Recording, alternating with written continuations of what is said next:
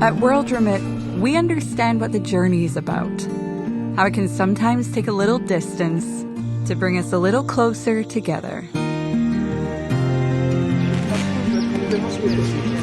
With ways to save more when you send more, World Remit is here for you, so you can be there for them.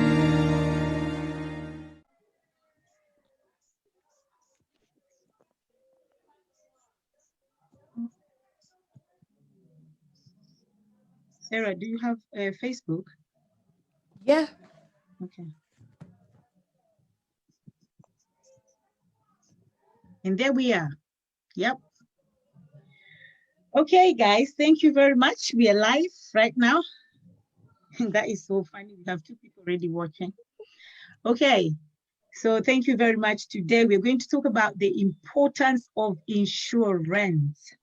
Why is it that some people think it's very important to have insurance, while some people think it's a crap or it's a lie or it's dodgy? I don't know. Everybody has their own different mindset when it comes to insurance. I have my own as well, and I'm going to share mine later, why I think it's important to have insurance. But today I have some specialists, some professionals who this is their area of expertise. So they're going to tell us more about why we should insure ourselves. And we have Marvin here, and Marvin specializes in life insurance, whole of life, family income, and some things I don't even know, but he's going to enlighten us today. So we have Marvin. We also have Sarah, who's going to talk to us about critical illness. There's also an insurance cover called critical illness. So Sarah is going to enlighten us more about that. And then we also have Tyrell. Tyrell is also going to talk to us the importance of insuring our jobs. It's called income protection. So that if you're sick and you can't go to work, instead of relying on this £90 government payout, which we all know is totally rubbish. I will not even be scared to say that, because if you have income protection, then you have you're secured. So you can still continue with your lifestyle. Your children can still eat what they want or live the way they want, even though you're sick and you're not going to work. So that's called income protection. And then we have Martha, who specializes in will and testament, and she's going to tell us the benefits and the importance of having a will. Now, some people always think that, oh my God, don't talk about will. If you talk about will, I'm going to die. You're going to kill me. Do you want to kill me and inherit everything that I have? No. Talking about will does not mean that you're going to die. It just means you're putting your house in order. Okay? So imagine you leaving your house in the morning, going to work, and coming back in a very dirty house, messy house. You have to push everything aside before you get in the house. It's not a nice feeling.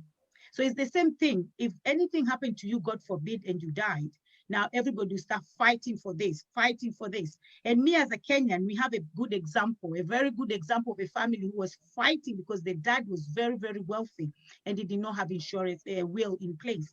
So the importance of having a will. So today, guys, we are in for knowledge. We are in for power. We are in for proper education. And I'm so happy that we're having this session today. So before I talk too much, because I love the spotlight, I always love the spotlight, and I don't want to do that today. I just want everybody to introduce themselves. And I'll start with Marvin. So Marvin, if you can just introduce yourself, just a little bit. Don't take 20 minutes. It's just 1 minute. You know me very well. Hello, everybody. I hope everybody's well.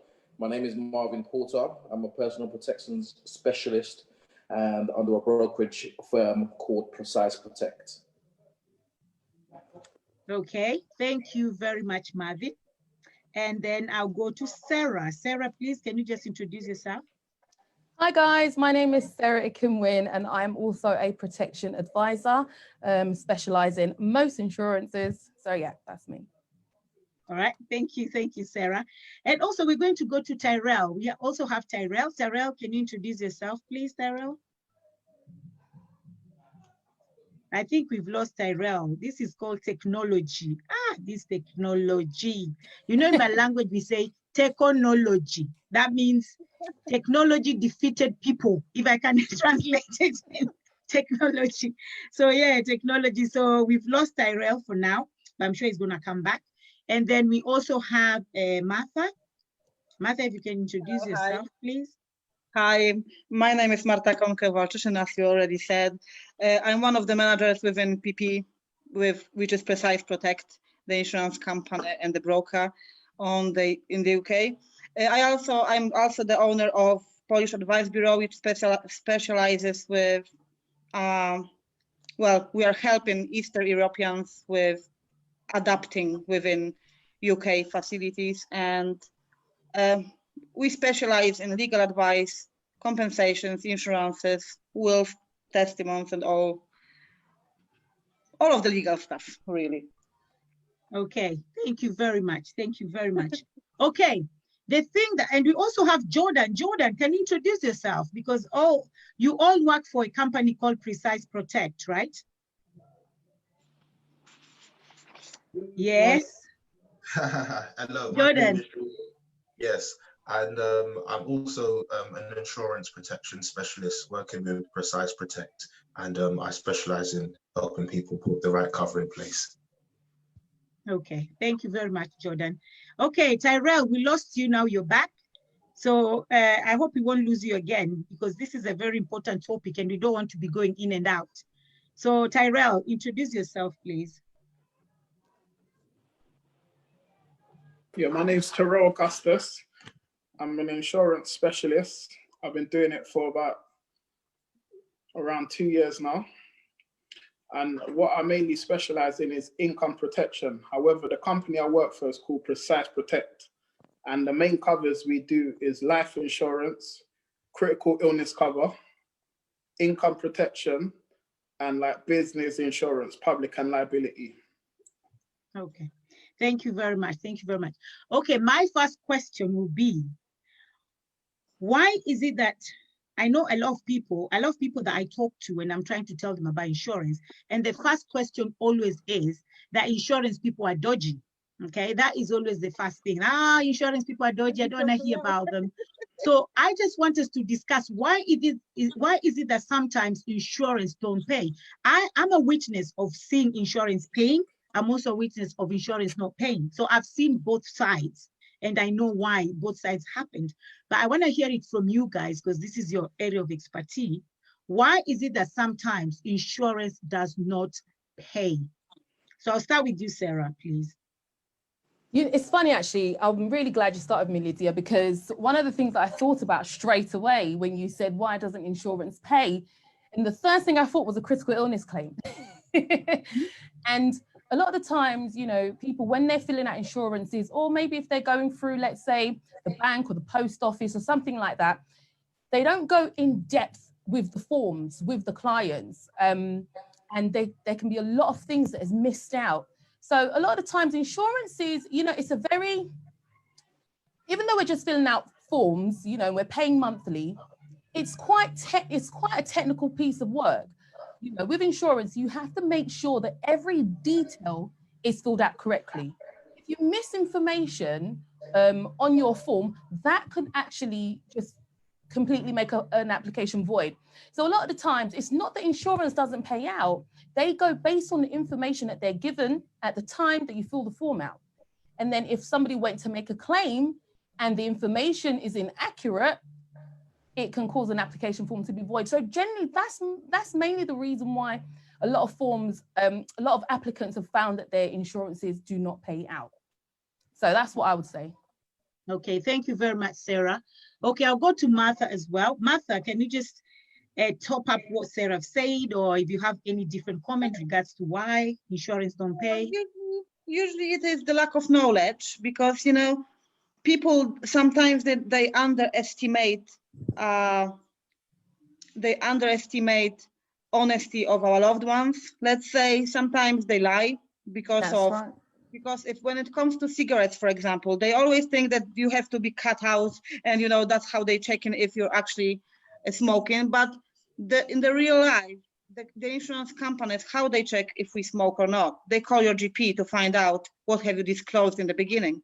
And then let's say, okay, you didn't disclose your smoking, and then you had a heart attack, you fell down in the house, and then your wife is there, she's trying to rescue you. She calls the ambulance, and the first question in the ambulance, what would they ask? Does she smoke? Does she do this? Does she take the medication? Obviously, wife will say, yes, of course he smokes 10 cigarettes, 12 cigarettes, he is a smoker. So that goes straight to the report. And then if it comes out, if it comes to the payout of the benefit on the policy, what would happen? Then it wouldn't pay out, obviously, because it was allowed. So as far as you know, people just lie because they want to have lower premium, but we have to let them know, we have to stress out how important it is to actually say the truth, how important it is to say what's actually there, because, you know, it might go to underwriting, and it might go, you know, to be checked, the report and stuff, but then on the end of the day, you make sure your client has what they, you know, what they wanted to have, and then they are protected 100%. But I think the major reason why policies are not paid out is the lies. People don't disclose. Another thing is another scenario is when people don't know if they've got benefits at work. Let's say they purchase an income protection and then they bought it from week 1. And then what happens if they've got extra benefits at work and they don't disclose because they don't know? Yes. We ask them, okay, are you protected at work for how many weeks? And they say, oh, I'm not sure, or I don't know. Or they will say, I don't have any protection. But then if it comes to the payout of the claim, then the insurance company will be like, hey, come on, he's got like 4 weeks full payout at work, so we are not going to pay. And then that's another reason why, let's say, income protection is not paying out sometimes. Okay, thank you. Wow, thank you. Marvin, do you want to add anything on that point? Yes, yeah, definitely. Just to add to what Sarah and Marta said, which is definitely the main thing, non-disclosure of medical conditions is a massive, has a massive implication in the cover when claiming, but also in regards to certain brokerage company don't have a compliance department. You know, like with us, we have a compliance department that goes through each policy and each detail with the client, which covers the client as well as covers us as advisors, you know, and the company. So in regards to that, that can play a massive factor in it, because even something simple as email address, you know, non-disclosure of sending the wrong details to the wrong person, it can have a massive implication. So it's not just in regards to the medical, you know, but it's just the whole process in doing the policy during that consultation can have a massive impact, as well as certain advisors who, you know, they actually don't want to because it might go into underwriting and it might not, the process might take a bit longer, and they just want the policy to be set up quickly, where they're not thinking about the client, putting the client first, you know, they're just thinking about themselves, you know. So it's literally just about honesty from both sides, the clients as well as the advisors, you know, because at the end of the day with us, our clients come first regardless, you know. So it's not about anything else but but protecting our clients and their family. Okay, thank you, Marvin. Tyrell, do you want to add on to anything? Yeah, just going back on off what everyone said already, judging off of my experience, the main reason most people don't get paid out is from not being honest. So it would be the same thing where a lot of people, they will say, I've stopped smoking. But in order to get paid out, you would have to stop smoking for at least 12 months. Some people might have stopped smoking a month ago. So they're going to try and write that they've stopped smoking. So they're not disclosing everything. Also, I would say health reasons as well. Not disclosing all your health reasons is another big reason why a lot of people don't get paid out. So it's best to just be honest. Okay. So the reason why people don't get paid out by insurance is just not being honest. So you have to be honest with everything. You have to disclose everything. And especially when it comes to smoking, I know smoking, those insurance people are really, really tough on smokers, but people who lie that they don't smoke and they smoke. So I'd rather insurance tell me that you're going to pay more money than me lying that I'm not smoking and then pay £10. And then when I want to get it, they tell me, sorry, we cannot give you anything because you lied. So guys, the first thing before you take insurance, make sure that you are ready to disclose your medical, to disclose everything that you go through. And also, just as Marvin said, make sure that the person who is advising you regards insurance they're actually honest and they know what they're talking about. And they're authorized to sell insurance. That's right. And they're authorized to sell insurance. Yeah. That's right. Okay. Thank you very much. So we now know if you do not disclose everything, you might be there, because I've seen somebody who said she had insurance and she had a son. It was really sad. In fact, two people. She had a son and she didn't say that she drinks. She left that out. So when she died and the insurance was meant to pay her, of course, they go to your GP, just like Martha said, they have to go to your GP first. And then they found out that she was actually drinking, even though she died of cancer, but she was drinking alcohol as well. And because of that, she did not get paid. And the son was meant to get 500,000. So now what will that family say? That family will never take insurance because they'll say insurance are liars and they're dodgy, forgetting that it's their own person who did not disclose the fact that she drinks alcohol. And then another one as well, and I think I was talking to Tyrell the other day, it's about insurances that people take in the post office and in the bank, because they do not give you the right advice. So this girl, this woman, she actually died and she was buried in Kenya, and she had Aviva, but she took it from the bank. But they didn't tell her that it was only accidental death. So all those things you really need to check. Remember when Sarah was speaking and she spoke about the form as well. So you need to make sure she only had accidental death, but she died of heart attack. So the family was told, we can't pay you because it was accidental death. So that family as well will never take insurance. Yeah. They'll say insurance is dodgy. So you really, really, really need to know what you're signing, because once you sign that form, you can never sue anybody. That's right. It's your fault. Yeah. So anybody wants to add anything before we go? Somebody. Definitely. I was just going to say, a lot of the times as well, it's always good to have, have your insurance done by a professional, okay? Not just someone who just says to you, oh yeah, I work for this company, or I'm on this financial saving program, and all the, there's so many different people who are actually not really certified to be selling insurance. And we've done this for a good few years, and we know how dense some of these forms can be. And you have to really look with a close eye when you're doing your insurance forms. If you mistakenly put no instead of putting yes, that alone could void, somebody's application form, just ticking one wrong box. So a lot of times, even if you get, someone to a second eye over it, for me personally, having it done by a professional is just is your best bet, because they will read that form for you, word for word, and ensure that you're understanding what has been said to you. I mean, a lot of the medical questions on there, they have these really big, long words. People don't even understand what some of them even mean. So even just those things as well, it's important to make sure that you're actually being educated at the same time. Being educated at the same time is definitely, something that will definitely help people out there. Somebody just asked a question. She said, I have recently taken a pre-arranged and prepaid funeral plan. I was never asked about my health issues. Was this wrong? Can you please advise me? Yeah, can I read that? Yeah, Martha, do you want to answer that?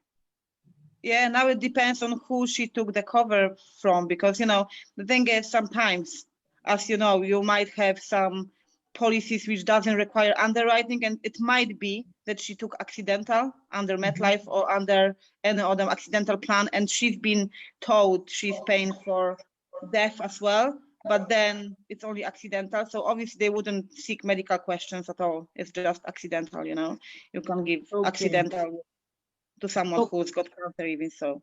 So if it's accidental death only, there's no point of health questions because it's accident anyway. So is that what you're saying? We've got a few companies like, Shepherds and a few others who actually don't go into medical questions. So it depends who she actually took cover, who she took cover from.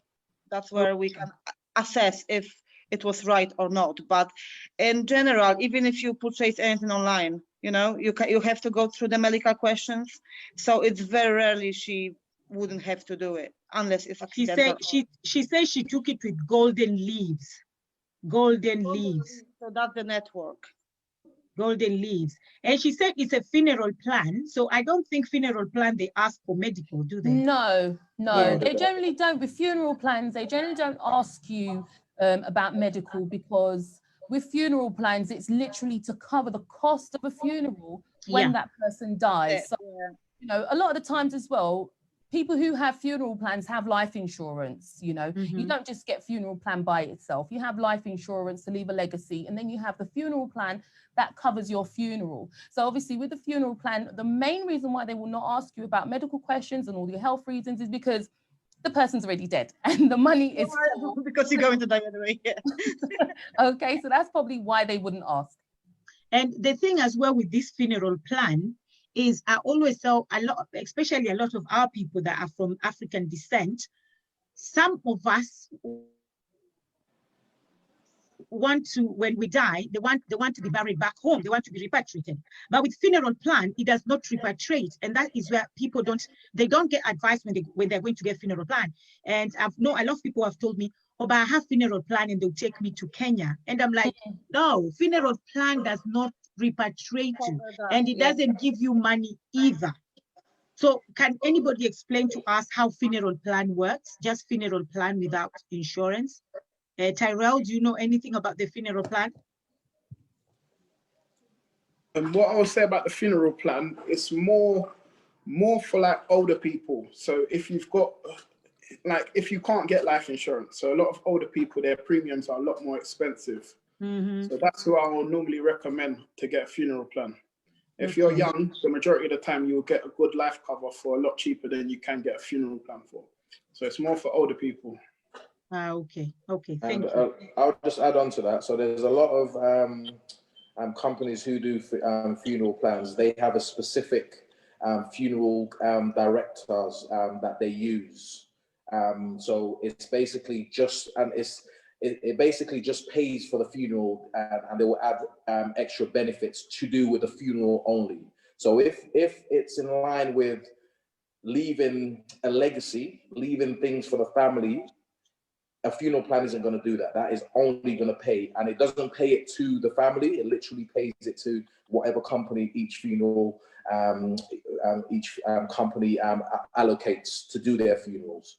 You know, so funeral plan, yes, it's definitely something that people should do, but it's only for the funeral. So if you intending on leaving extra and leaving and generational wealth for the family and leaving a legacy, etc., then definitely you need more than funeral plan. You do need a life cover, etc. Okay, so thank you very much for that. So moving on, I would like you, Marvin, to tell us more about the life insurance. I know there's different types of life insurance. So can you tell us more about life insurance, please? Yeah, absolutely. So whole of life, I would say I'll start with. So whole of life is the only guaranteed payment amount. So it's exactly what it says. It's your whole of life. There's no term. There's no age limit, so to speak. You know, so it's literally, you can live up to 100, it will still pay off. And that is the only one that you can say is for funeral cover, you know, so because you can't say a term cover, which the next one is a term cover, which it's normally designed to protect either an asset or loans, etc., which is for a period of time you have to pay it for.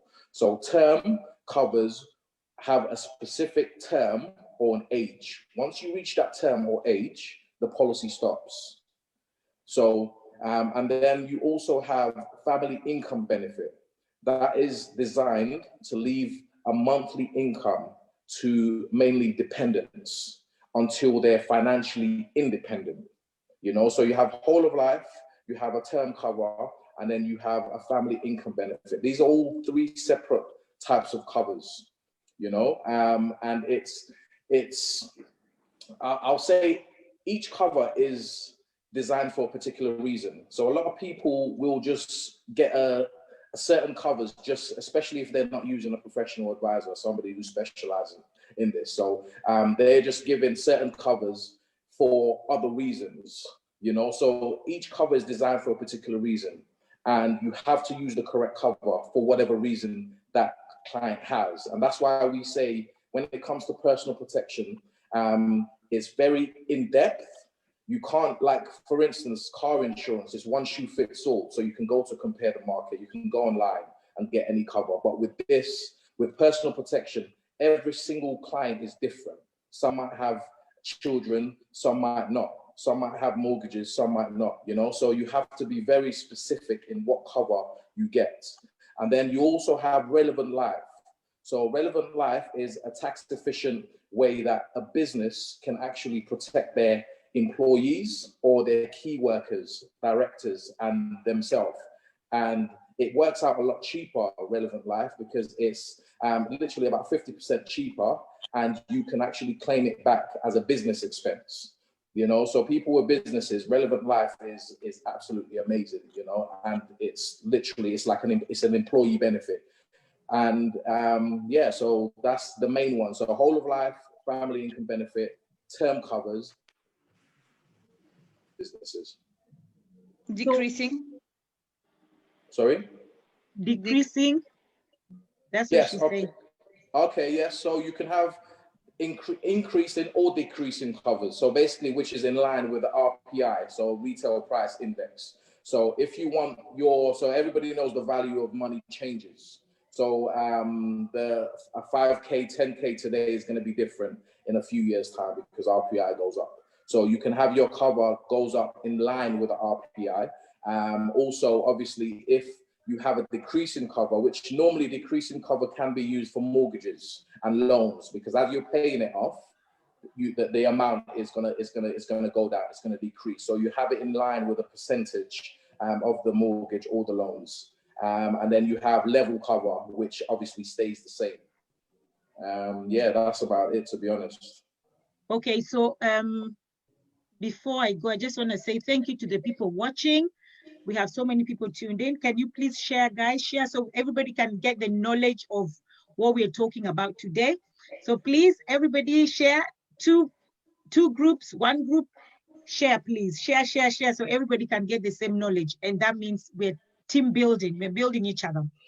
Well, I want to ask you a question, but before I ask you, somebody said, I don't agree with the last statement about older people having a funeral plan. And she said, funeral plan is just to protect my children. Should I die here? I don't want them to go through what we went through when my brother died. I'm in my early 50s. So Tyrell, do you want to rephrase that, or how? No, yeah, what I meant was that for younger people, life insurance will be cheaper than a funeral plan. So the older you get, the more the premiums go up or tend to go up. So for somebody that has a funeral plan and they're maybe age 50 or 60, it will probably be cheaper than getting a life insurance, especially if they have existing medical conditions as well. So there's nothing wrong with having a funeral plan. Okay, but it's more of, because if you're younger, then you can get a better deal. You can get a big lump sum of probably 500K and pay less. Because with insurance, we all know that the older you are, the more you pay. Yeah? Okay, thank you. I wanted to ask you, Marvin, regards this life insurance, because even just today, I met one client who was actually arguing with me, telling me, I have life insurance for life. And what people don't realize, that life insurance is not for life, it's for your life. So there's a difference. Life insurance is for your life, is not for life. So those two are different things, which I think a lot of people don't realize that, because once they get life insurance, they just say, I have life insurance. They forget the term, because I know you explained about the term. Nobody talks about the term. They just say, I have life insurance. But they forget that life insurance can be for 20 years, 25 years, or 30 years. And if those years finish, that means you're not insured anymore. That's right. Exactly. I'm so glad you brought that up. So basically, a lot of, when I speak to people, my first question is obviously, are you protected and do you have life insurance? And a lot of people will say, yes, they do. And my second question is, do you know the term of your cover? And a lot of people don't know. You know, and they just assume, because it says, and so many people have said it, because it says life insurance, it means it's for their life. regardless. They don't know anything about term. They don't understand it, you know, and I blame that on, to be honest, I blame that on wherever or whoever they got it with. Because when I do a consultation, I'm explaining to you what each cover does, so that it's more of a tutorial, Sarah said.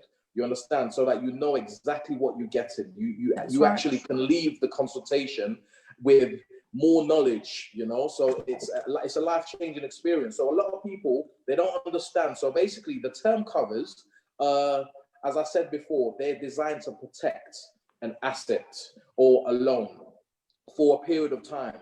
But a lot of people now so if you go with a bank, that's what they're gonna give you, because that's what they normally do in regards to mortgages. So they're giving you what you would normally use for a mortgage to protect your life. And that's why you could never say that term cover is to cover funeral cost.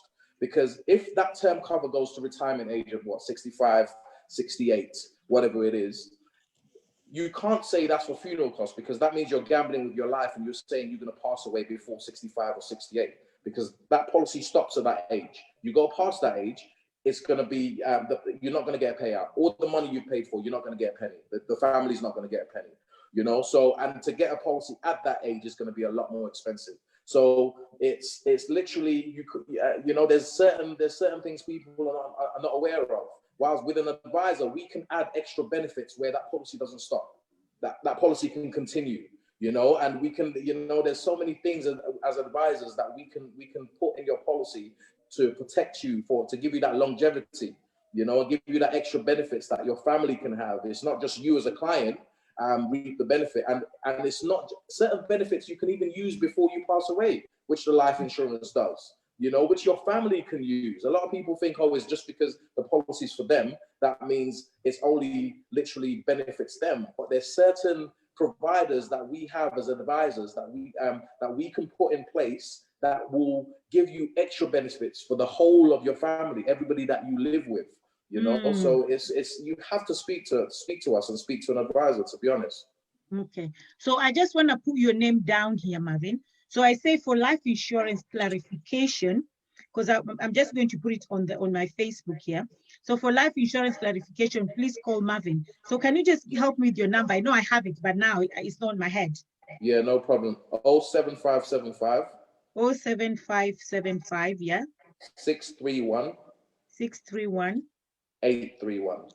831. So anybody who wants to talk to Marvin more, to clarify more about insurance and the term and all this whole of life, please, you can contact Marvin, and he will talk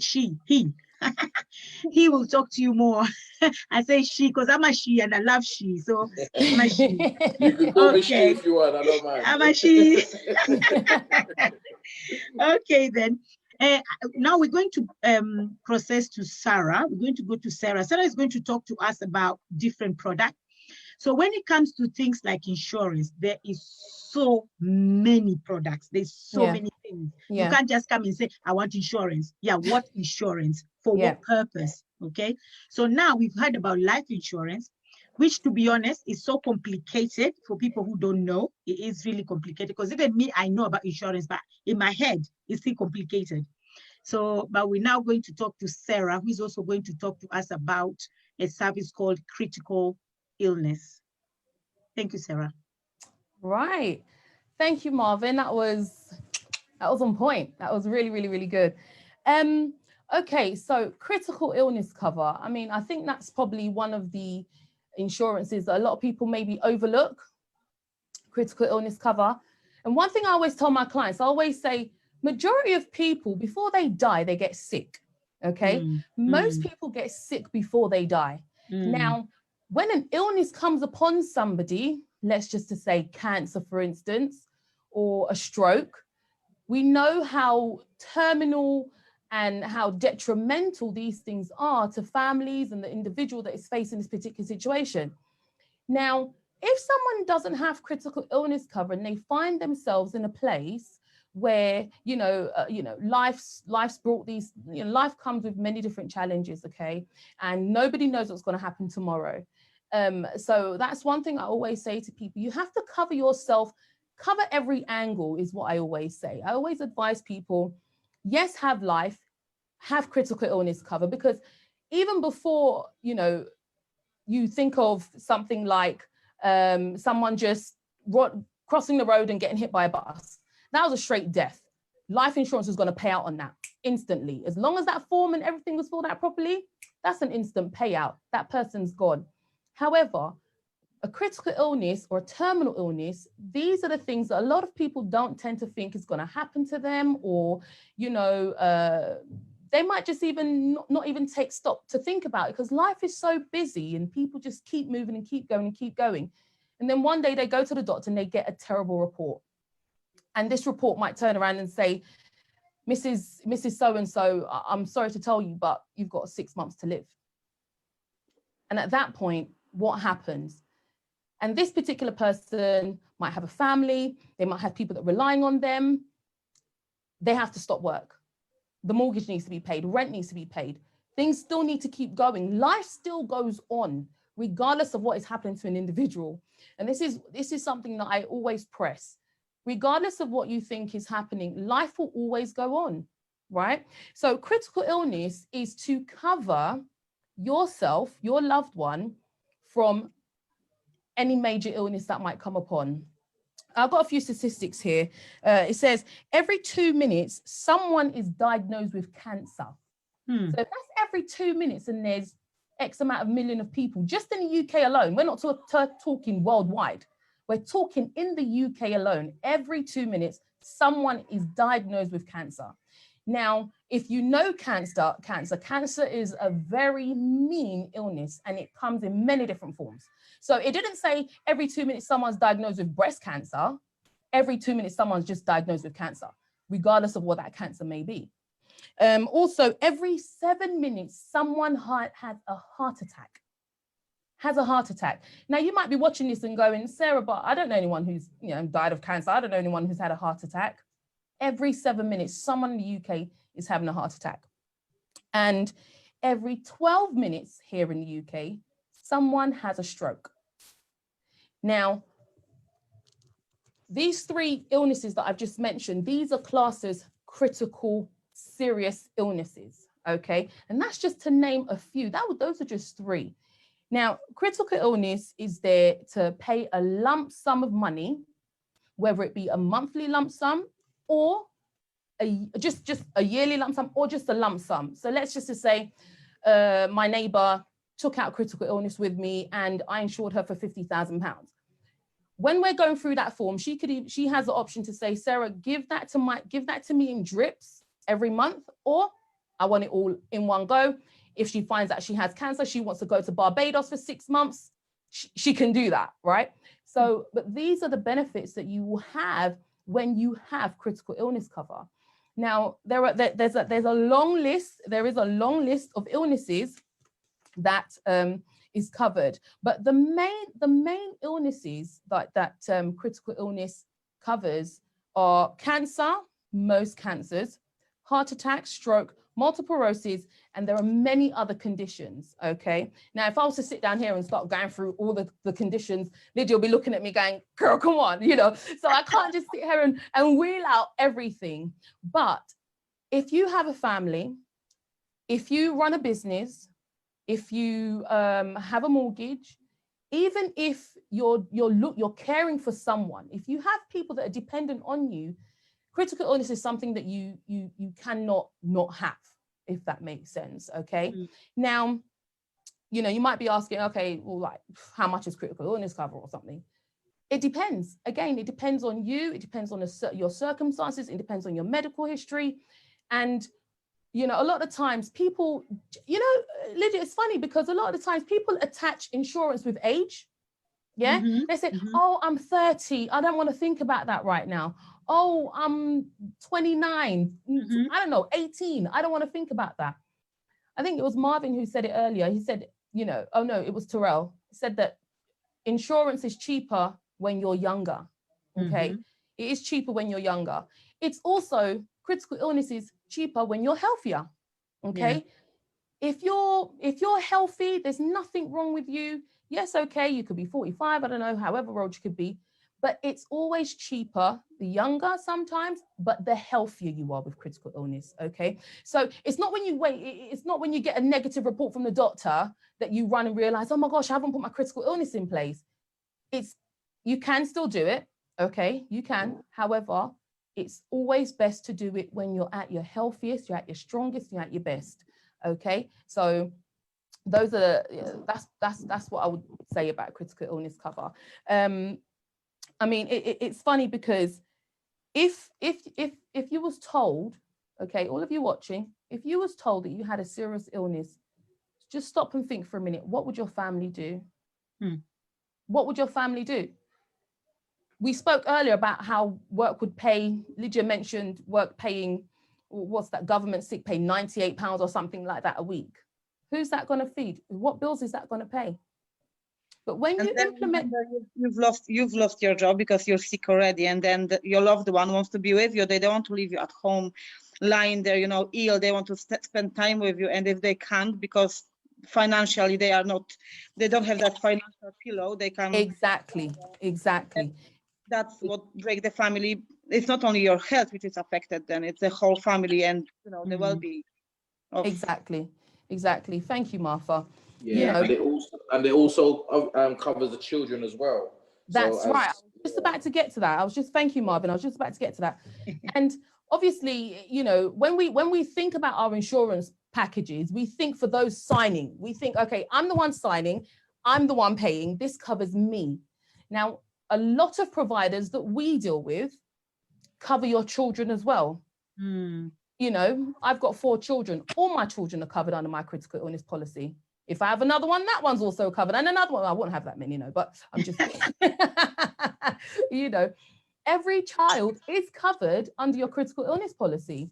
Now, obviously, I mean, there are different levels. Okay, so you have critical illness, and then you have critical illness select, and that one comes with a bit more benefits. And it's, you know, you pay a little bit extra for that one, but it's a brilliant product. It's absolutely amazing.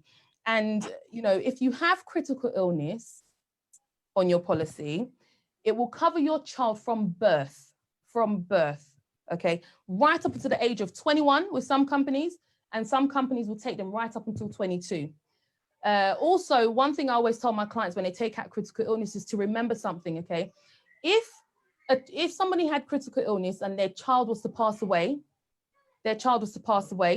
they would pay out £5,000 for the death of that child. Most companies will do that. Okay. Also, if a woman has a miscarriage, this is something a lot of people don't know. And it's funny because some of you watching right now, you know, might have critical illness cover, and, you know, you could have lost the baby 24, 28, 30 weeks. Your critical illness package would have paid you out for that £5,000 for the death of that child. And these are the small details. These are the small details a lot of people do not know. And again, you know, we asked that question. Lydia asked that question earlier when she said, why do people think insurance doesn't pay out? And most of what we said was knowledge. It's about what you know. About what you know. And, you know, I've had clients that, you know, and they said, oh, Sarah, this has happened. And have you read your package? Have you read what came through the post? Have you looked at the small print? Things like that. You know, you get it through the post, and it's just there until something happens. But knowledge is very important when you're working and dealing with insurance. It's always good to know. Okay. And Sarah, someone asked a question here as well. What do you term by critical illness? Okay. And do you take this when you are critically ill or before? Right. So thank you very much for asking that question. Now, it's always best to take critical illness out before an illness occurs, okay? Before an illness occurs, you take out your critical illness. Now, critical illness covers a very long list of things. It covers all the major cancers. It covers spinal bifida. It covers Parkinson's disease. It covers strokes. It covers, the list is very, very, very long. If you want to know exactly what it covers, you know, feel free to get in contact with me, and I'll be able to take you through the process of exactly what it is that you will get if you was to have critical illness.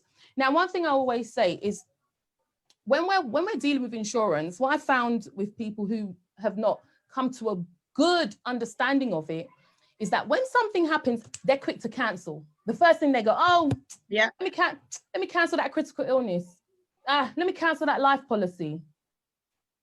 But you don't know what's going to happen the day after. You never know what's going to happen the following day. So for me, it's always important, because if you know what it is that you have, if you understand what it is that you have, you will sort of have an appreciation for it, is the word I'm looking for. You will have an appreciation for these products. Okay, so like I said, I could go on and on and on and on. I know. And I also want to say, I know you did mention something here, Sarah, but yeah. I'm not saying this so you start talking again, but I'm just saying that it's been statistically proven that even within 20 years, span of 20 years, if you have life insurance and you have critical illness as well, you're more likely to claim on critical illness than death, because you're more likely to be critically ill than to die within the span of 20 years. Yeah. So for clarification, again, I'm going to put that down there. For clarification of critical illness, please contact Sarah on, what's your number? 07. My telephone number, guys, is 07572 008. Wait, I'm writing it down. So oh, are you? Okay. So, it's 07572 008. Yeah. 675. 675.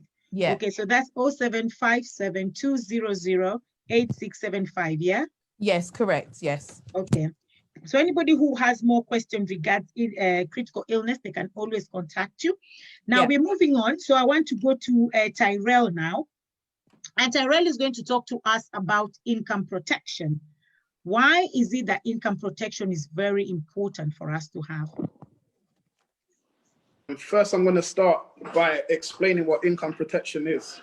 So income protection cover, it was designed to cover you in the event of being struck with an illness, an injury, or any other health reason. So if you can't work due to any sort of sickness, injury, as long as you've got a note from the GP to say you're unable to work, then you can claim for your income protection. So it's mainly designed to just cover your expenses and it covers your income. In the event of not being able to work, it's used to substitute your income. Okay, so does it cover, can it cover somebody because they are fired, made redundant, or they've lost their jobs? Yeah, that's an important question, because a lot of people, especially with Corona, they've been scrambling to get income protection. And the reason why they're scrambling is because they think it covers unemployment or redundancy cover. Income protection, it only covers you if you can't work due to a sickness, injury, or any other health reasons. So it doesn't cover you if you've been made redundant. So if you are isolating, for example, because of you've been, there was suspicion of you having the COVID, for example, then you cannot claim on your insurance, or you can, because that's the questions a lot of clients ask. If you are actually sent to self-isolate, but you haven't been diagnosed with anything, would the insurance company cover that period of 14 days self-isolation? No, I don't believe they'll cover that. They wouldn't cover it. Okay, so they don't cover COVID. You have to have a sick note. So if you've got a sick note and you've been signed off of work due to a sickness or injury. So if you've been diagnosed with COVID, some of the insurers cover COVID. Not all of them cover it. So if you've been diagnosed with it and you've been off of work for more than the deferred period, COVID, and then obviously the whole company is self-isolating because someone had it already, you haven't been diagnosed with one, would my income protection cover that self-isolation without being diagnosed? No, not if you're not diagnosed. Yeah, because one of my clients, he's with Aviva actually. He was with Aviva, and he just called Aviva and said he had Corona or COVID. He had COVID, and they did not ask for any proof. They didn't say, oh, we need a letter from the doctor or anything, but he had living cost. So they paid him for 2 months, but they told him after 2 months, if you still can't go to work because you're sick, then you need a letter from your GP.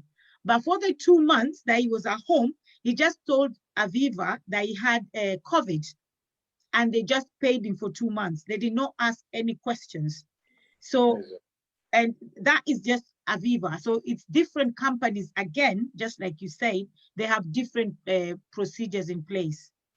Can I just add, I'm not sure if anyone said this already, but if you have income protection pre-corona, then you're good. You know, people that had most of these policies before corona came in, you know, a lot of you are very secure with what you have, because now, you know, COVID is part of the questions that we ask now. Do you have a cough? Are you sneezing? Are you self-isolating? All these questions come up now, you know, and again, that's why it's very important to not delay on getting these things put in place in your life. I just thought I'd add that. No, definitely. It's what's the saying? It's better to have it 10 years too early than 1 minute too late. That's right. That's right. That's right. I love that. Is so powerful. Yeah, that's a good one. It's so powerful. Definitely. And in regards to what Tyrell was saying with the income protection, it is, as you said, Lydia, critical illness is more claimed on than the life. And then income protection is more claimed on than the critical or the life. You know, so it's literally like, for me personally, like a lot of people, insurance doesn't pay. Within 6 months of having full cover, life, critical, and income protection, I claimed on my income protection. I'm not one of those people that's always sick. You know, it was a freak accident, almost broke my ankle, and I got a payout for 2-3 months. I got a full payout. You know, so they want to pay. You know, so it's I'm telling you, like, the income protection is life changing, because it literally gives you a cushioning for your lifestyle. Without that cushioning, you go to charity level, you know, where you have to now ask people for help, because a lot of people can't rely on statutory sick pay. That literally pays for a phone bill. You know, so So going back to Tyrell with the income protection, so how does it work? How does this income protection work, Tyrell? So yeah, it's more or less just cover. It's designed to cover your outgoing. So if you're off of work due to a sickness or injury, your mortgage, your rent, food, everything you still need to buy these things. However, if you don't have the income protection, and especially if you're self-employed, if you don't have the income protection, all you're entitled to is the SSP, which is £94.25 a week.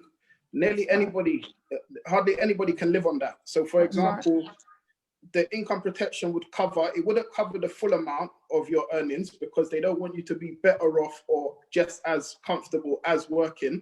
So they do want you to go back to work. So it will cover a percentage of your earnings, where you can still maintain your day-to-day living. If you're off work due to a sickness or injury, you can still live. So how many percentage do they actually cover of your income? I mean, it covers up to like 75%. Okay. So sorry, Lydia, say it. No, I just wanted to ask, is that with all companies, or does it differ with different companies? Yeah, it differs with different companies. Okay. Okay, that's cool. That's cool.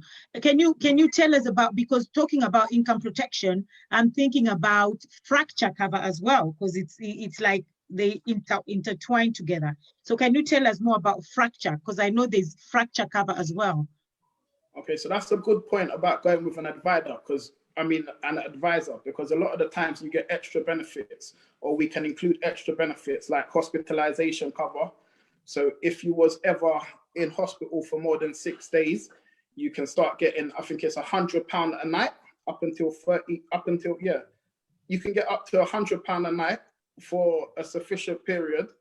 Also, the fracture cover is an extra £4 with most providers, and that will pay you out if you break a leg, break a bone in your body. You can get paid out. The prices vary. So, for example, it could be between 2,000 and I think the highest is up to 6,000 you can claim, depending on what the injury is. And it usually, if you was to break like obviously your wrist and your leg, it will usually just pay out the highest part. So would you say it's very important to have income protection in fracture, really? Yeah, it's definitely very important. Some Definitely income protection come with the fracture already in it, like Liverpool Victoria, you know? Okay, it comes some with of it. them come, yeah. Yeah. And somebody have said here, a lot of companies were not taking on new clients for income protection when the pandemic began. Has it changed? And is it being offered now? So that question is to Tyrell regards the income protection. Yeah, it's definitely calmed down and it's been offered now. It's mainly the redundancy cover that stopped. So a lot of people that during the pandemic that wanted to get the redundancy cover and the unemployment cover, that was more or less seized for a period. So you couldn't get that, but the income protection, everything's gone back to normal. So yeah, you can claim. Okay. So someone can actually now get income protection if they wanted to, right? Yes, definitely. Yeah. Okay, that's fine. It's more about Okay. the period within the pandemic. It's more about, you know, before you could take your cover from week one even, but now most of the companies, majority of the companies, they offer you cover from week 4 or 8, because they know if you self-isolate for 14 days, then obviously they don't want to cover people for this. So they offer income protection from 4 or 8 weeks, some of the companies even from 18. So I think that's the major problem with the providers, because they've never stopped offering the covers free. They just prolong the deferred period. Exactly. Yeah. I think that's a very important point in regards to the deferred period. Yeah. So there's a period of time that a client is eligible to claim, which is the deferred period, you know, which a lot of the time it coincides. If they're employed, you already get sick pay, you know. So once that sick pay stops, then instead of you having to claim on statutory sick pay, then the income protection will kick in once the sick pay finishes. Obviously, people who are self-employed don't have any sick pay, so that's completely different. But in regards to the coronavirus, if the deferred period is less than 4 weeks, so if it's day one cover day one, or 2 weeks, it doesn't cover for coronavirus with certain providers. Yeah. Also, Lydia, if it's okay, if I just quickly add something on the income protection. With income protection, if you play any kind of sport, okay, it's very important that you have this. If you work a job, but you play some kind of sport, you know, let's say you're into football, motorbike racing, you could be doing any particular sport, as long as it's not your profession, okay, then having income protection is very important, because like Tyrell was saying earlier, with the fracture cover, let's just say you're playing football, or, you know, and with income protection, this doesn't have anything to do with age, okay? Because from the time you're 16, you can begin to claim for income protection, as long as you're working a certain amount of hours a week, okay? 18, sorry. You know, so a lot of you watching, you might have sons, you might have daughters who are, you know, they're still young and very active individuals, and they work a job. Now, they obviously have their own bills to pay and things like that. So it's also important to remember that we shouldn't attach what we're talking about here with age, gender, or anything like that. These are standalone products that individuals should have, you know, because we are living and breathing, working people. So the reason why I bring up the sports one is because if you play in any particular activity that is outside of your work, and you injure yourself and you cannot work for a certain period of time, income protection covers you. It covers you for that, okay? If you go mountain climbing, if you go, remember this, as long as it's not your profession, this sport that I'm talking about, as long as it's not a paid profession, then you can actually take income protection out for your normal job. And if you was out bike riding and you fell off the bike and broke your ankle and you couldn't go to work for 3.5 months, income protection is going to cover you for that, okay? So these are also things that, you know, we have to remember, that it's not just if I fall off a ladder at work, I'm covered. No, if you fall off the roof while doing something at home, accidental cover, whatever it may be, you're also covered for that, okay? So just do remember that it's not just work-related sicknesses that income protection covers. So I just thought I'd add that. Thank you very much. So I'm going to write here, for income protection clarification, please contact Tyrell. So Tyrell, what's your number? 073 878 67898. Okay, let me just repeat that. 0738 Yeah. 7867 Yeah. 898, right? Yeah, that's correct. Okay, so I put that there, so that's fine. Okay, thank you very much. Okay, now we are going to the topic that I know a lot of our community don't like hearing it. Will. They don't like hearing will, because every time they hear will, they think, oh my God, you know those, nowadays, those, is it 4 men or 3 men that I always, they put the coffin every time someone, it's not funny, but somebody put it on Donald Trump and say that those people are coming for him, but that's not funny. I saw that. Yeah, you saw that, innit? So Yeah. every time we talk about will in our community, and when I say community, our community, I mean a Black community in general, Yes. but not all Yes. of them, but most of us, we don't like hearing about will, because they Yeah. always think that if you talk about will, that means someone is gonna die. But I keep Yeah. on saying that it's not someone is going to die, it's putting your house in order. That's Tell them. all it is. That's right. So today we have an expert who is going to talk to us about the importance of having a will and testament. Thank you, Martha. Thank you very much, Lydia. To start with, what is the testament? People, as you said, most of the people think we are not dying. Why would you need a testament? Why would we even go into thinking that way? It will bring bad energy. But in fact, it's not bad energy. It's just securing yourself, your children, your family, not only via financial security, is also because of the guardianship, because the will, it's not only to a document that you use to describe how you would like your property and possessions divided after your death. It's also to name a guardian for any of your children who are either under 18.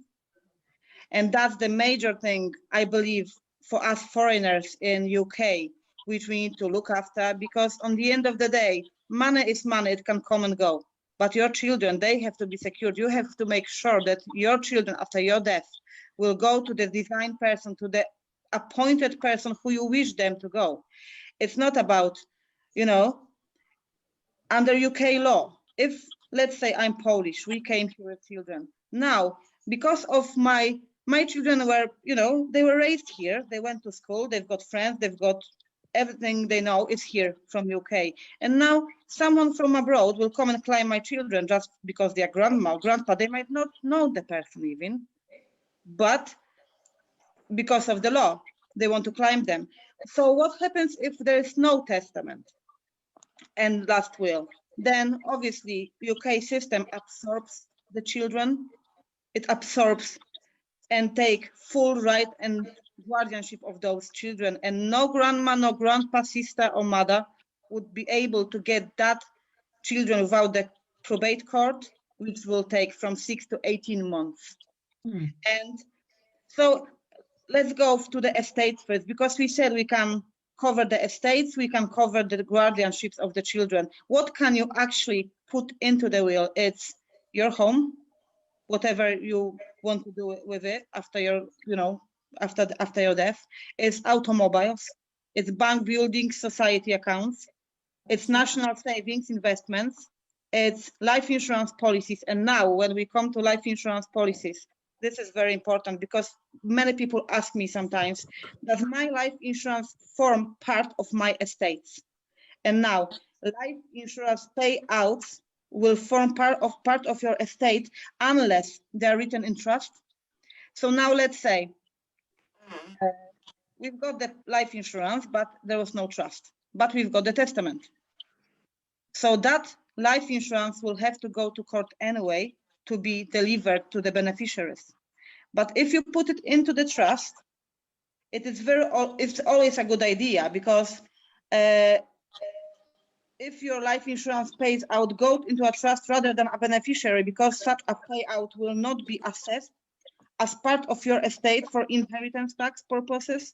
So it's always, because people usually ask, what's the difference? Okay, if I put my policy in trust, why would I need to put that into my will?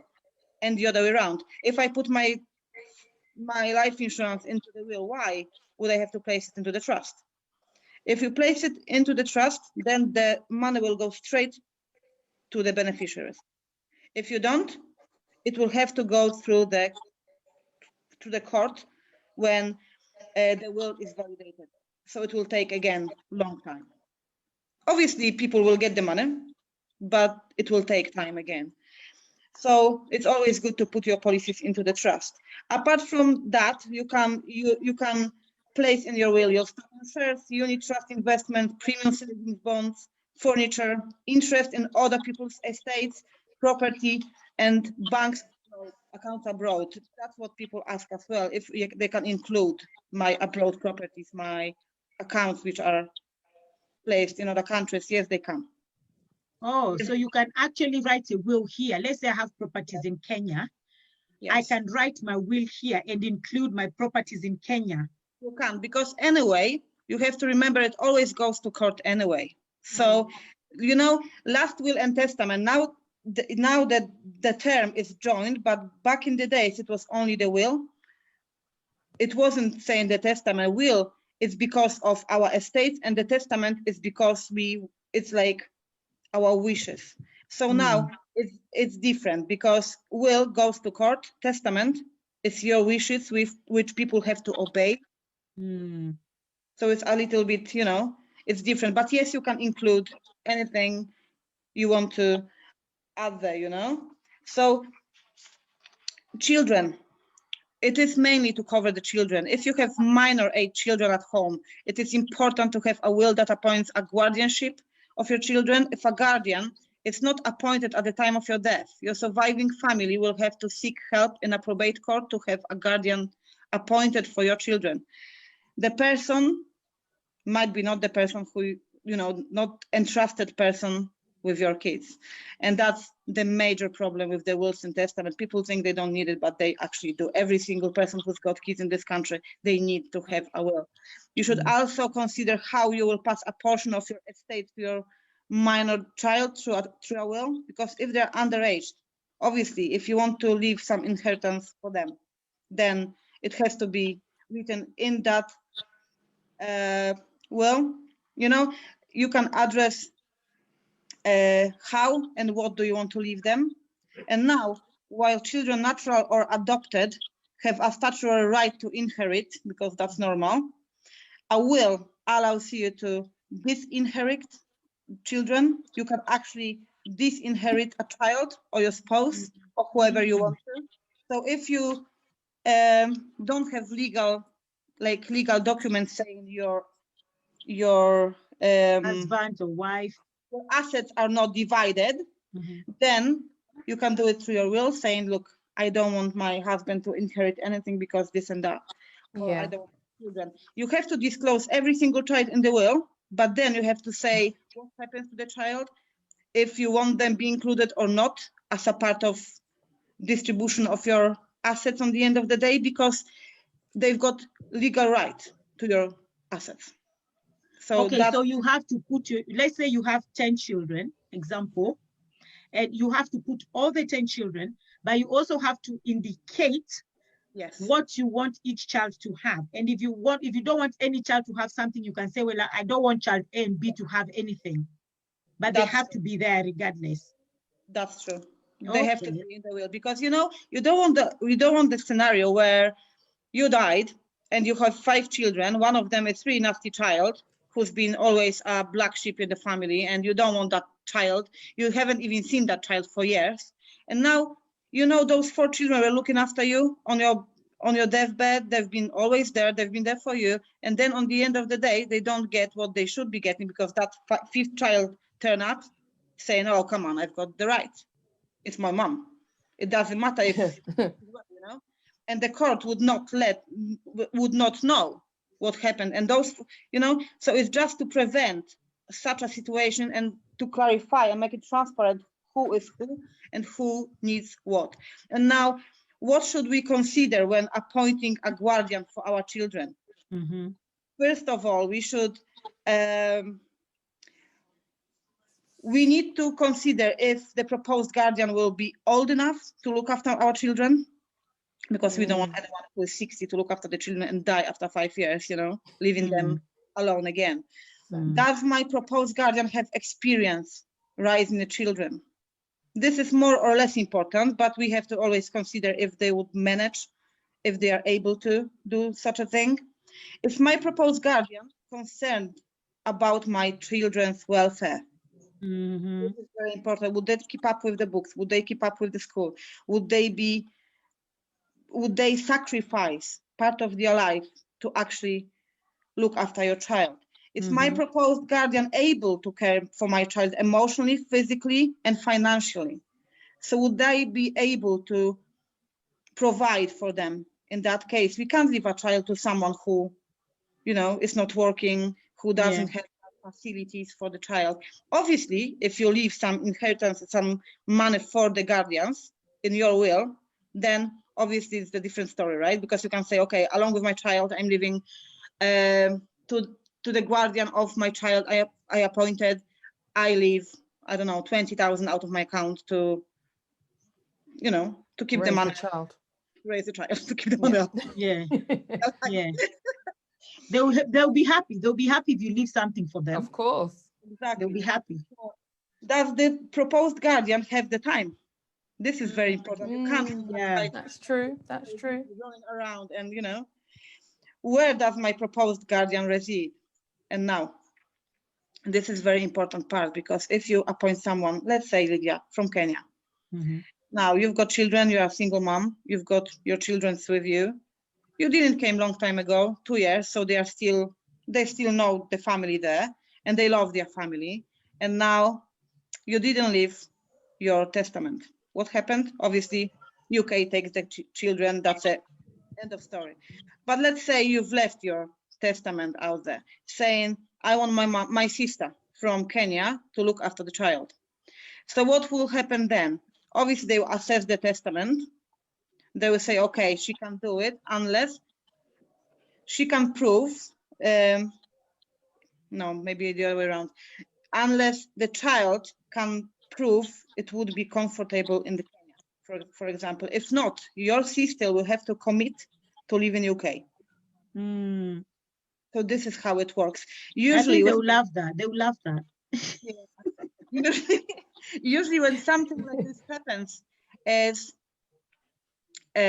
what happens with families, what they choose to do with foreign families, they appoint someone like, let's say your sister will come over, she will be here for 2 months, and then they will take the child pretending they stay with the child in UK. So that will avoid all this process, the procedures and everything, of checking.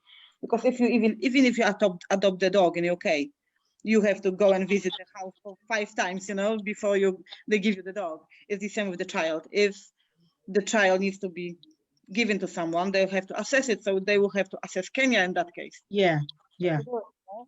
So the best option in that scenario is to come over to UK and just stay there or pretend or whatever, just commit, they're gonna stay. Right. This is, when it comes to guardians, this is really it. You have to consider all those things just for your child, it's very important. Like, it's very important you don't really appoint anyone who is not suitable. Yeah, just to appoint anyone for the sake of appointing. That person has to be fit to look after your children. Yes. Yeah, just to carry on what Marta said, which is absolutely amazing. It's just the same in regards to life insurance, where we always advise to review it regularly. It's the same way people need to, because there's some people who already have a will, but they don't review it regularly. So for instance, if you've separated from a husband, and you don't update your will, then that husband is going to have a right, Then so that's something which invalid. To your money. That will be invalid and is revoked at the moment when you split up, if you do the joint will, because obviously I was going to that point, but you can make few types of wills. You can do single wills, like 2 people do single wills, or you can have a joint will. If you have a joint one, then if you split, then it's revoked and it needs to be done again. One, 2 singles. You can't just, adapt and mess up your will. You have to do 2 different separate wills if you split with the person you've had joint one. Because obviously the properties, in UK it's different. In Poland, for example, you've got that document saying, oh, we've got 2 different households with 2 different, assets. But here in the UK, obviously you have to go joint or single, that's it. There's no other way out. So you cannot amend it. You have to write a new one, always. Every change, you need to make the new one. You cannot just amend the will because it's already been signed by the witnesses. So there is no way you can actually amend something. And so that's why, you know, many people think they can do it, but no, they can't. So what? Sorry, Martha. So somebody just asked a question. They say, when is someone have to write a will? When do someone have to write a will? Is it immediately you take the insurance or later? So a will, it's important to have to control where your money and property will go after you pass away. So it's not like when you have to have it. It's good to have it as soon as possible, which means if you have a child and now you are aware what happens to your child, that means you need a will now, regardless if you have it or not. Because life insurance would be placed into the trust, so it can be taken after the will. The will doesn't have to be amended because you don't have to include your life insurance in the will. And sometimes it's better not to put your life insurance into the will, because if you actually cancel your life insurance, then the will, you know, it's cancelled as well, because that, you know, you cannot amend the will. So now in that scenario, it's best to take the will straight away now as we speak, if you have children, because that's mostly to cover your children. Your asset, that's fine, and that can come and go, as we said. You know, it's just money. You wouldn't take it to the grave, but how would you sleep in that grave knowing your child is with someone? So, so Martha, you know what people confuse as well, because now that you're talking, even me now, I'm being enlightened a little bit. You don't need to have assets and money and this to have a will. Because some people always think, some people say, but why am I writing a will? I have nothing. I have nothing to leave for my children. But it's not about the wealth and the property. That's not why you should have a will. Can you just clarify that? Close to the, like, you know, if you have big assets, then fine, you can put it into the will, you know, if you have like 5 houses and everything else. But to be honest, last will and testament, when it comes to foreigners, is most because of the children. Okay. Of the children. Do we care about our motorbikes? Do we care about, you know, about your jewelry in your drawer? No, not really, because your husband, your sister, or whoever is there will come and pick it up on the end of the day. Even if they have to go to court to, you know, to get your estates in the legal way, then they will do it. It will take just a bit longer.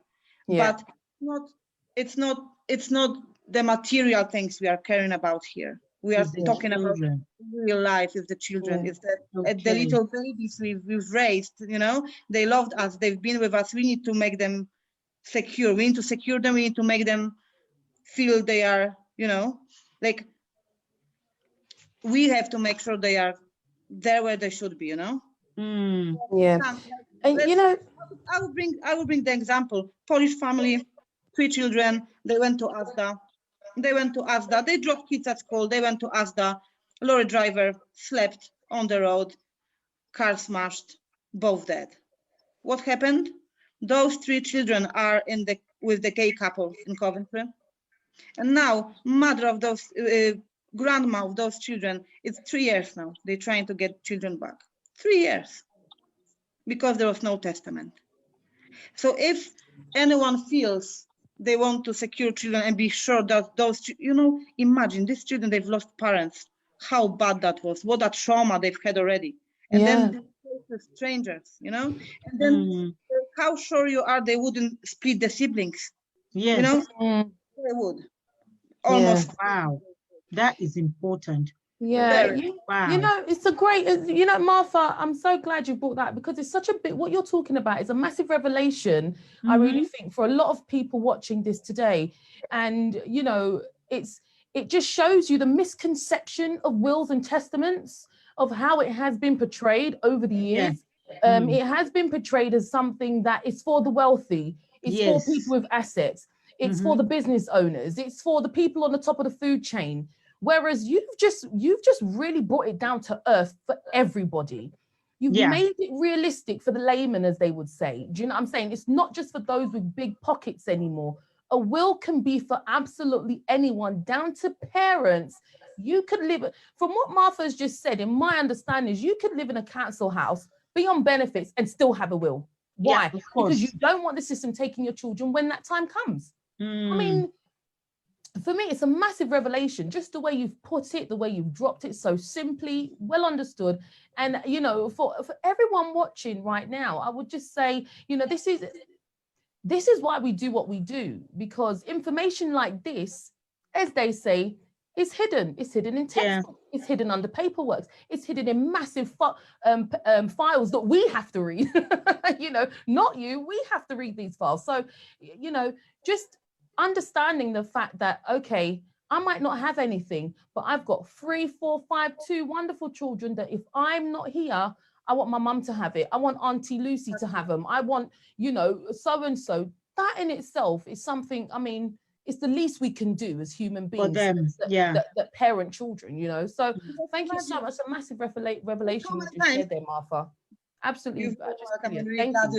You actually, you know, because sometimes people don't know. And now imagine how many times we actually trying to enlighten people in regards to life insurance. We are saying like, look, if you've got the accident and then you've got that nice, beautiful car and your husband drive that car, you know, you have insured your car, you didn't insure your husband. On the end of the day, that car would go to the garage. You will see next morning that beautiful car outside your window, all polished, all nice, but without your husband. And then now we are saying all this to the clients, not realizing one thing. Who cares about the money on the end of the day? It's about the children, because The that car, children. you can have money, you know, to live on because your husband's dead. But then what happens with your children?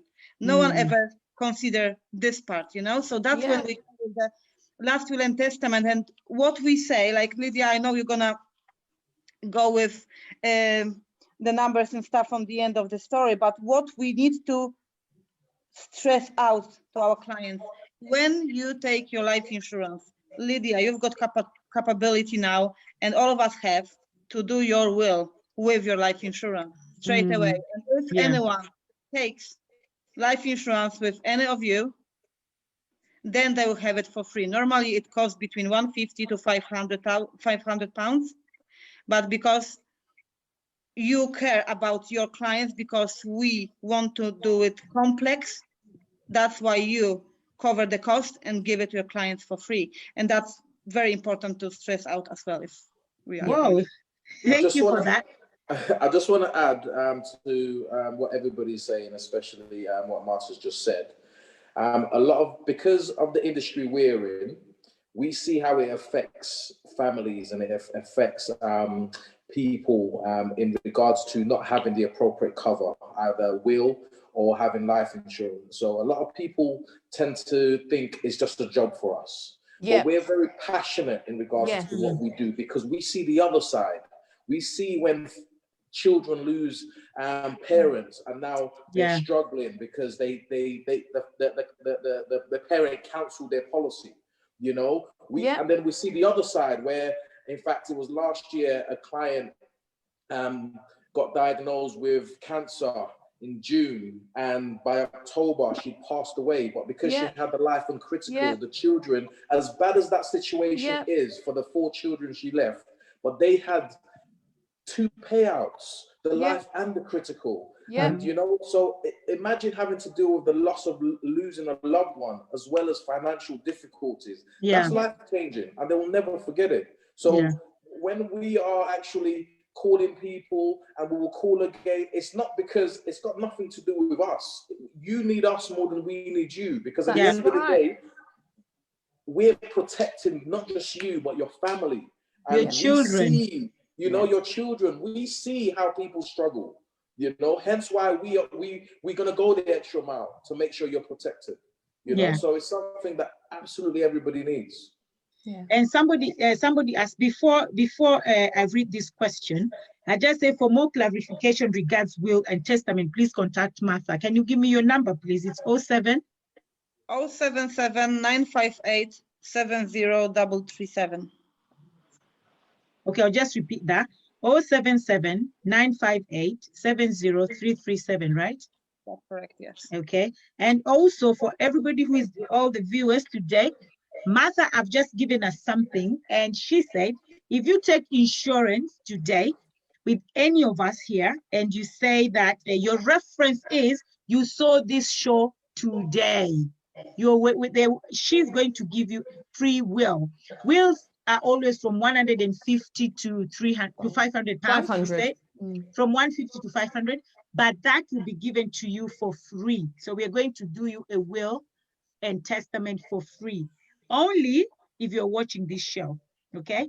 And somebody also said here, Martha, she said, I think it's after you said you were talking about if you're in Kenya or something, you've somebody to look after their children.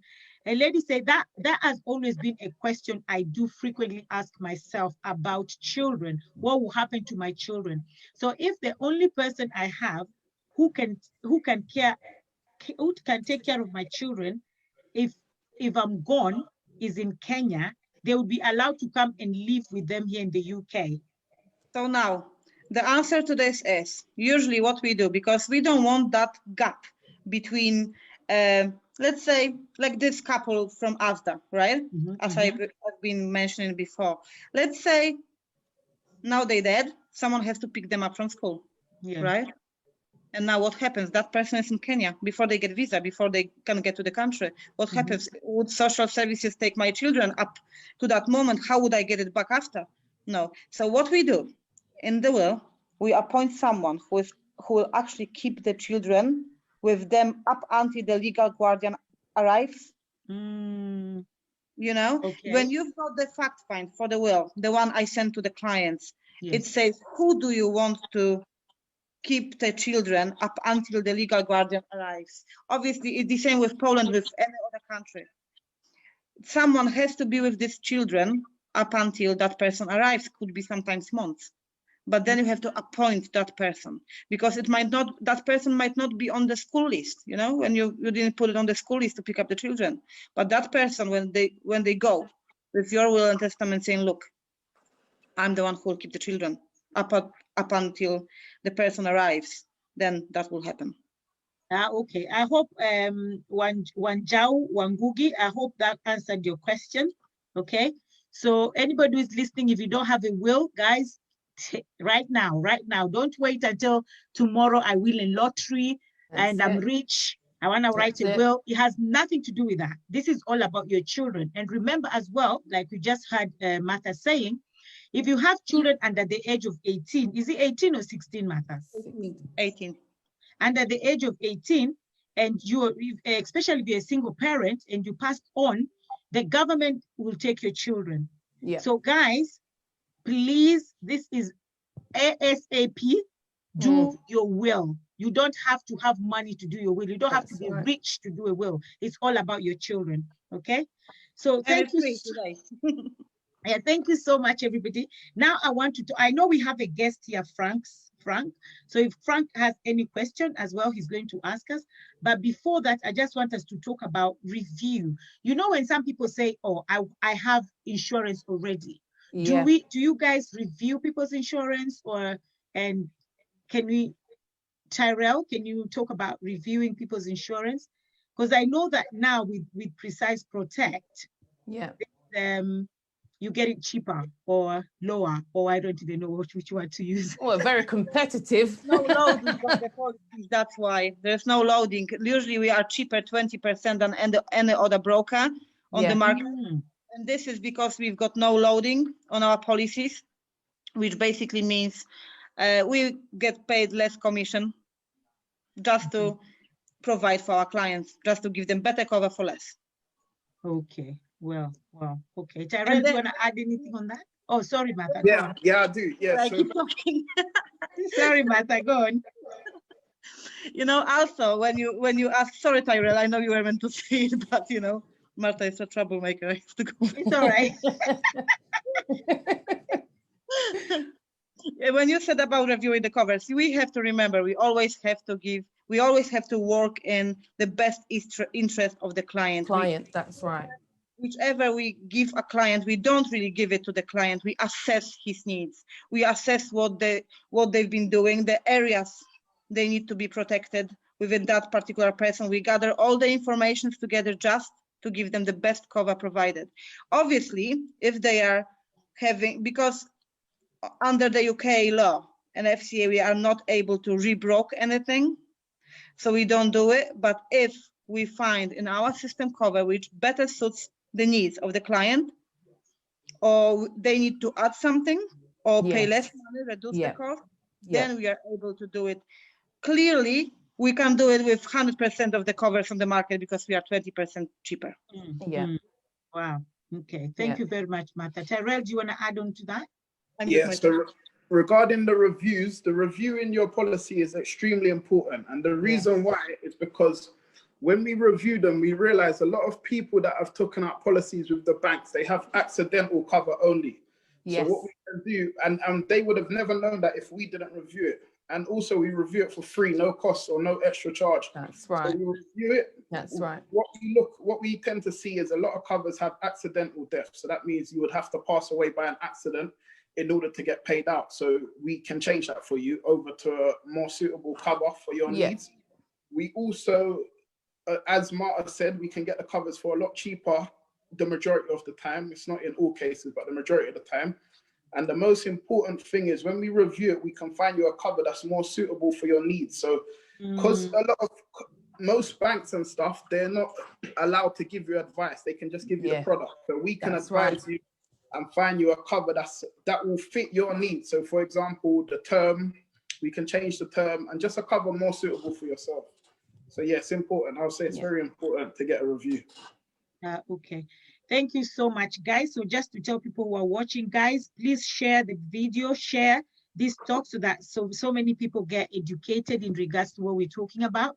Because what we're talking about today, this is a very important topic. Forget everything else we talk about. This is so important because this is about your children and it's about you as well, but mostly is about your children. Taking insurance is about your children. Taking funeral cover is about your children. Critical illness is about your children. Everything is centered up within your family. Now, before we can go to Frank to ask any questions if he has, or Jordan to add on anything if he has, because we have two guests today, we're going to talk about recruitment, okay?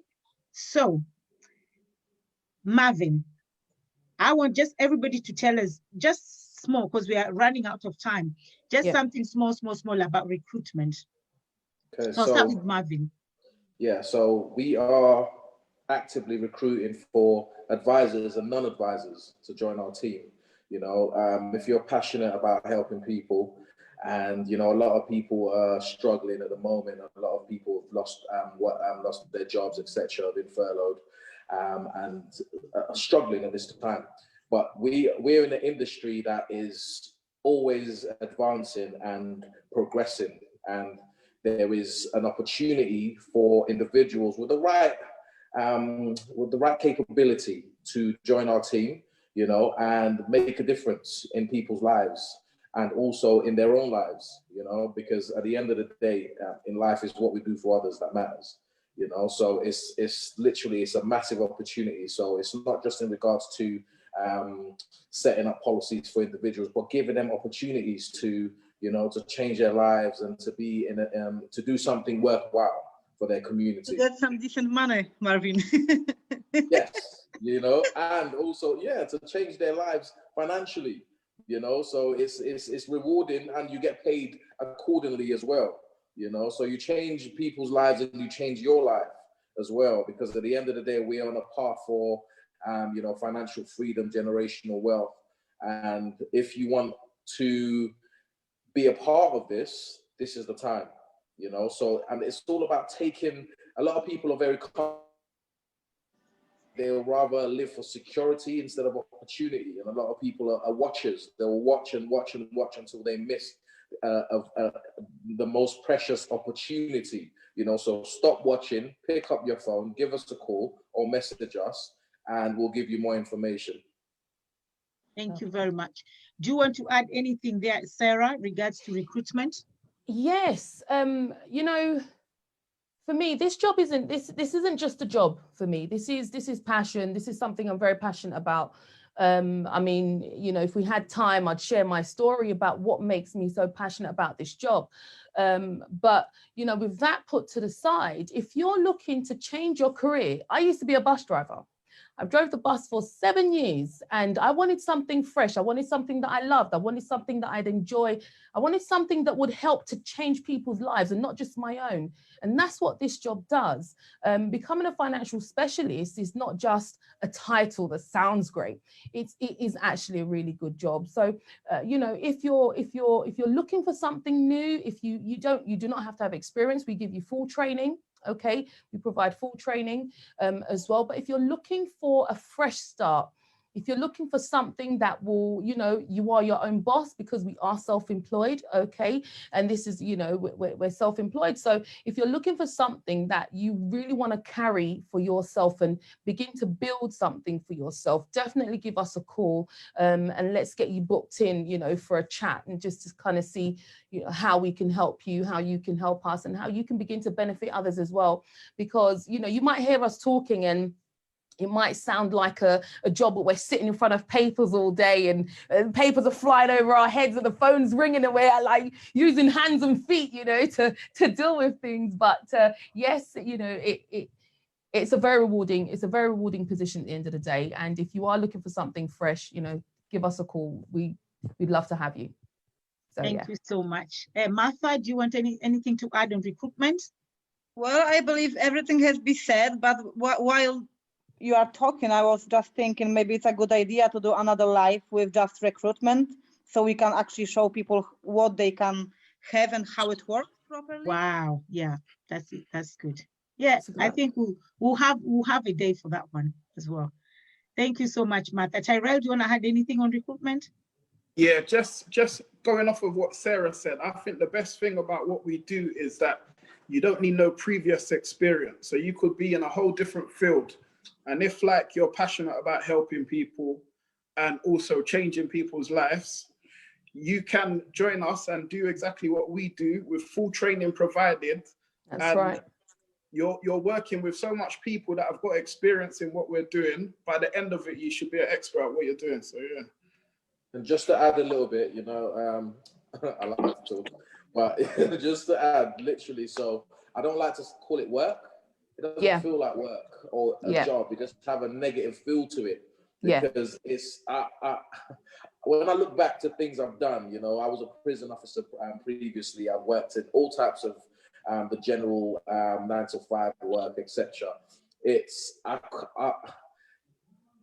can't see myself doing anything else, you know, because you get to work around your family, you get to work around your life. You know, you don't need to start asking when you can go on holiday, when you can. Yes. You know, as much as we are under a company, Precise Protect, but we are our own business. This is our business, you know. So it's absolutely life changing, and it's a blessing, to be honest. It is a blessing. Thank you so much. Somebody says, Sarah, you are very passionate. I can tell it's from your heart. So come, let us recruit you. All right, thank you. Thank you very much. Thank you very much, guys. Frank is one of our guests, was just listening today. Frank, do you have anything to say? Thank you so much for every presenter. Before I ask the question, can Mother repeat her number? Martha. Her number is 70337. Come again.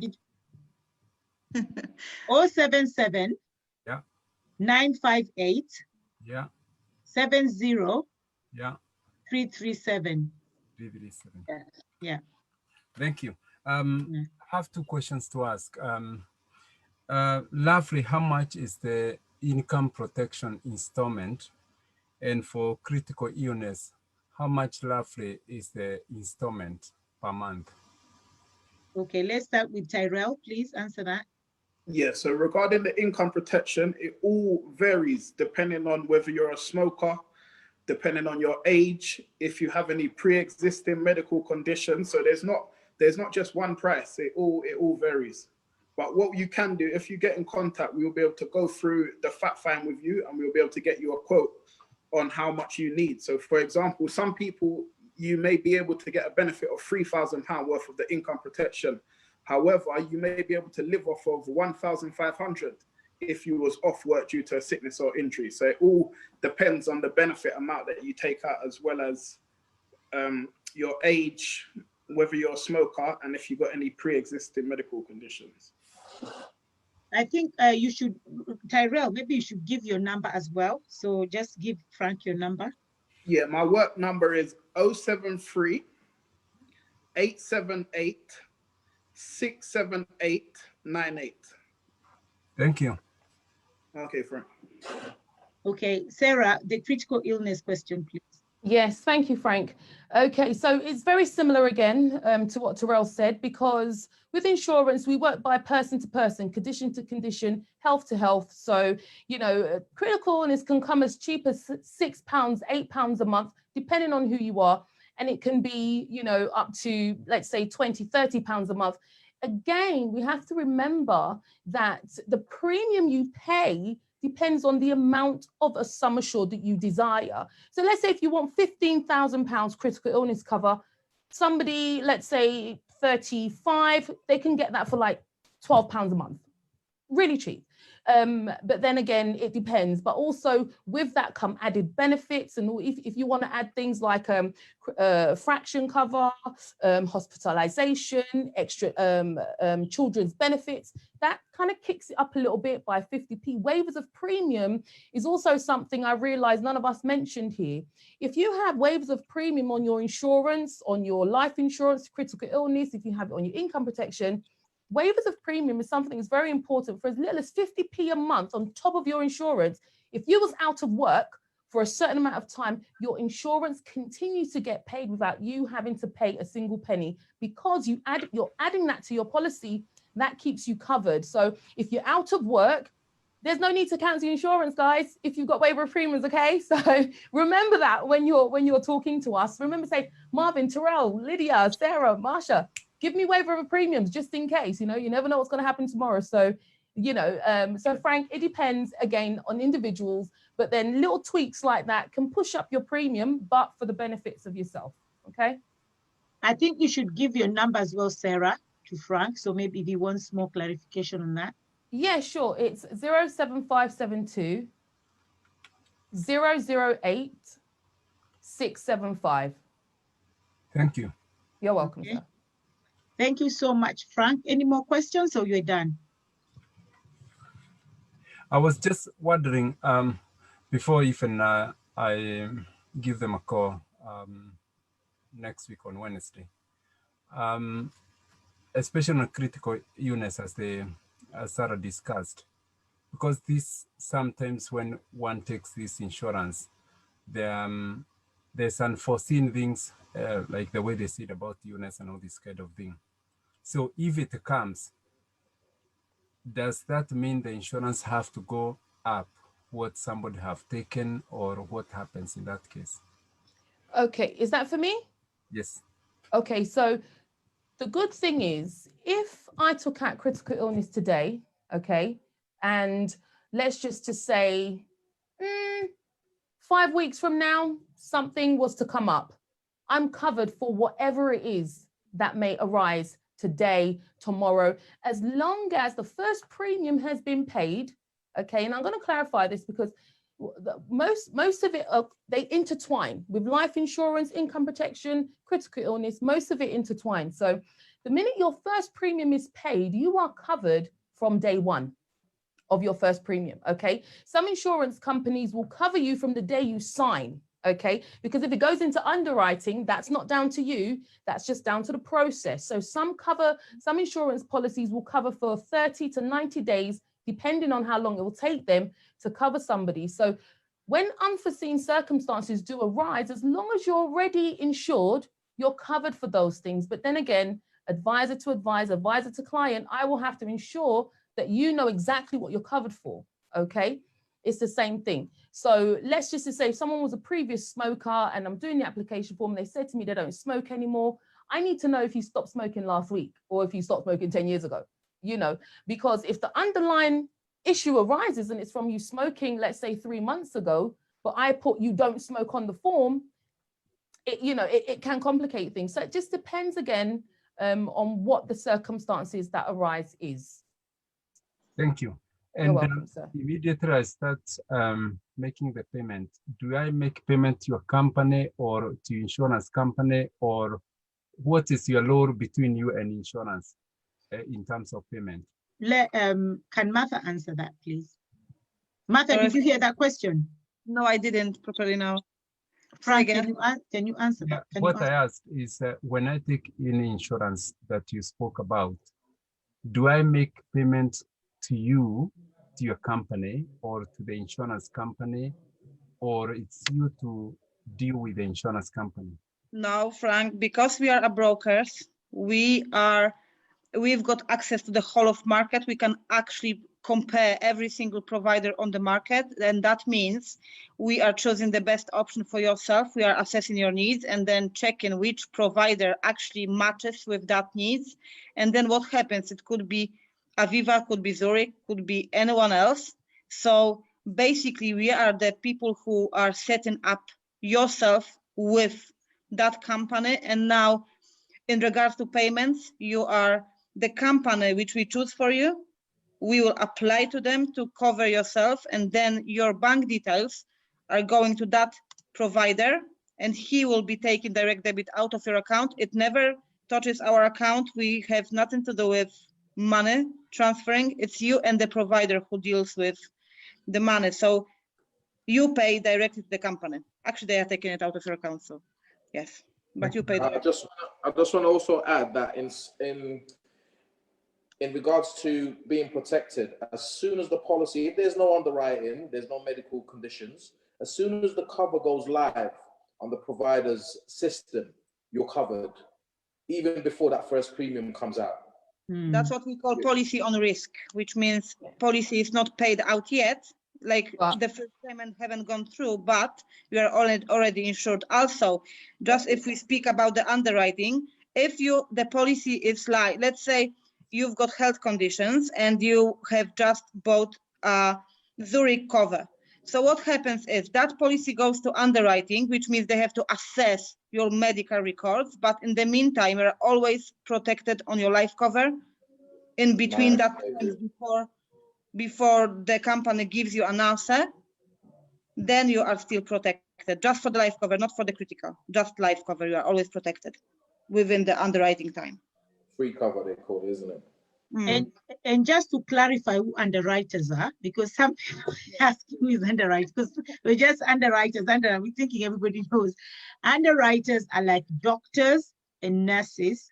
If you have any medical issue, they now analyze your application, and they say, oh, this person had probably cancer or diabetes or blood pressure. Can we actually insure this person? Is this person at risk? So those are called underwriters. They're the ones that decide whether you have insurance or not. So those are the underwriters. And underwriters are made up of doctors and nurses. And also, just to add on Lydia's point, at Precise Protect, as advisors, we have direct access to the underwriters. So unlike other, providers and other companies, they have to go through someone else to get hold of these underwriters, where we can pick up the phone and deal with the underwriters immediately. We don't have to wait for letters to come through, emails to come through. We have direct access to the underwriters. We can find out pre-application if your policy is going to be affected by any kind of increase or anything like that. So we can actually do that as well. So you get quite a lot from working with us, to be honest. Thank you. You guys get a great package from working with us, honestly, seriously. We're here to help. And this is it. We are here to help. And because we're here to help, our company ensures that we have access to whatever it is that you as our clients need. Yeah. So, yeah. Thank you, everyone. And thank My you battery is dying. for reading my mind. Because the next question I was asking is about underwriting. But what was it? Yeah, because I thought someone asking, who are these underwriters everybody's talking about? So thank you very much. Jordan, I don't know if Jordan is there. Jordan, is there anything you want to add on before we finish? Probably Jordan is not there. Sometimes they say that in my country, the people in the office, they get paid, they just leave their jackets, they come to the office, take their jacket, leave it there, and then disappear. So if the big boss comes in, they'll see their jacket and they say, oh yeah, Lydia is around, but Lydia is not there. Lydia is gone long time. So Jordan has put his jacket there. He's gone. I'm just gonna add something real quick.